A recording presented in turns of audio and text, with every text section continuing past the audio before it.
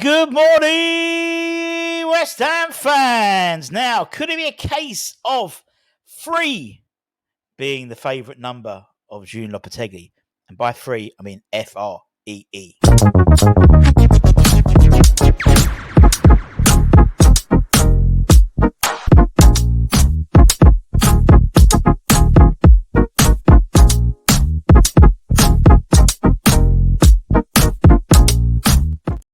Yes, everybody, Russell and West Ham Network, Cope Safe. Well, it's Monday.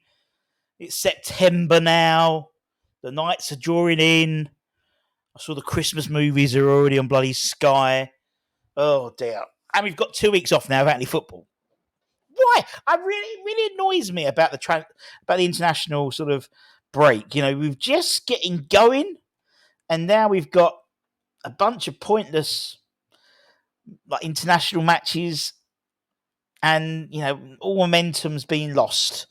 But it maybe is a case also of potentially refreshing, making the new players, the likes of Carlos, start integrating him. We've got 2 weeks now. I wouldn't be surprised if maybe there's a little cheeky, maybe behind closed door friendly, to get the likes of Carlos up to speed, maybe.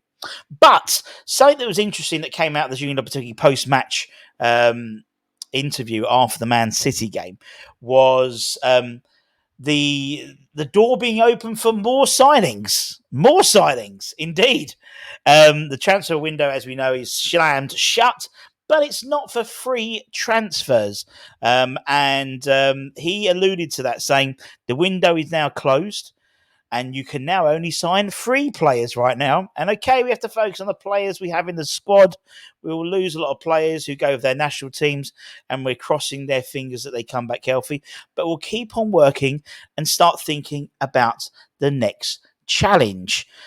Obviously, we know there's, particularly with the furore of the last sort of 24 hours of the transfer window, potentially maybe leaving themselves a little bit light in the centre-back position, with obviously Aged and Zuma going.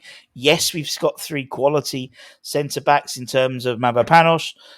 He's probably, he's didn't have his greatest game, I think, against Man City. Obviously, Max Kilman and Jean-Claire Todibo, with the potential of Kane Casey. Obviously, he was named in the matchday squad as the 4th choice. Maybe a slightly question mark over Kalen in terms of whether he's got the whether he's got it in terms of progressing into the first team. I don't know. I wouldn't necessarily say he has. I watch obviously a lot of under 21s. We've got the Academy show coming up later, and we'll talk about obviously the Academy, particularly under 21s. They played over the weekend and 3 wins in 3 in the PL2. But in terms of free transfers, there's a few ones which might tickle your fancy. I love a list. Now, I haven't put here deliberately, I haven't put Mario Hermoso because I think today he's signing for Roma, and a couple of these could well, and this is not an exhaustive list, but I sort of picked out the main protagonists, and a couple of names jump out really, mainly in the defensive area. I mean, Rabiot, obviously fantastic player, but I think we're okay in midfield, particularly with Carlos Soler coming in. Same with Memphis Depay, same thing. Some names that old Championship manager, like Rafinha. Sergio Ramos is still there, although he's expected to be signing in the MLS. Brandon Williams, a left back, former Man United player, but probably David Klassen as well, former Everton player. John Egan of Sheffield United fame. Dele Alli, indeed.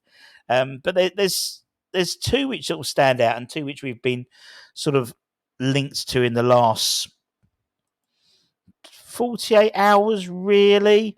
The first one being, where's my thing gone?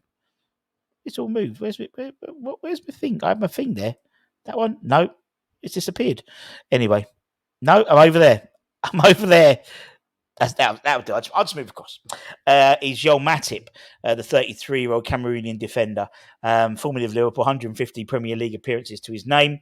We've been linked with a potential move. He would obviously, for me, take on the Ogbonna role of the side. Whether that would something that would appeal to him. Obviously 33, so he's on the tail end of his career. I know he's not a Tim Steindon type signing, but it's a very particular role with a very particular set of skills in terms of what we need. We need I personally suggest we need a fourth choice centre back who could go in and we don't worry about him. In a similar way to why we brought in Wes Fodringham, third choice, very unlikely to get game time. But if he does, he's got the experience to cope with it. Whereas maybe throwing a young lad in could bugger up his progress potentially. I don't know. Kalen could play that role, but I think personally I'd be more happy with a recognised centre back, and I think Joel Matip does tick a lot of boxes.